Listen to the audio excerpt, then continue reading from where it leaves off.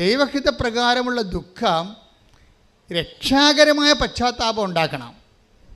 രക്ഷാകരം എന്ന് വെച്ചാൽ ക്രിസ്തുവിനെ ലഭിക്കുന്ന പശ്ചാത്താപമാണ്, അല്ലാതെ കേവല പശ്ചാത്താപമല്ല. നമ്മളെ കുമ്പസാരക്കൂട്ടിലൊക്കെ വേണ്ടത് ക്രിസ്തുവിനെ ലഭിക്കുന്ന പശ്ചാത്താപമാണ്, അല്ല പാപത്തെക്കുറിച്ച് ദുഃഖമില്ല. നിങ്ങളുടെ ഇപ്പോൾ വിശുദ്ധരായി ജീവിച്ചിട്ട് ദൈവത്തെ കഞ്ഞി വെക്കേണ്ട ആവശ്യമുണ്ടോ? ഒരു കഥയുമില്ല. നമുക്ക് ക്രിസ്തുവിനെ ലഭിക്കാനാണ് നമ്മൾ പാപം ഒഴിവാക്കി ജീവിക്കുകയും അഥവാ വീണു പോയാൽ നമ്മൾ ദുഃഖിക്കുകയും ചെയ്യണത് ക്രിസ്തുവിനെ നഷ്ടപ്പെട്ടല്ലോ എന്നുള്ള വിഷയത്തിലാണ്. നമ്മുടെ ദുഃഖവും സന്തോഷവും അടിസ്ഥാനപ്പെടുത്തിയിരിക്കുന്നത് ക്രിസ്തു എന്ന് പറഞ്ഞ ഒരൊറ്റ പേരിലാണ്.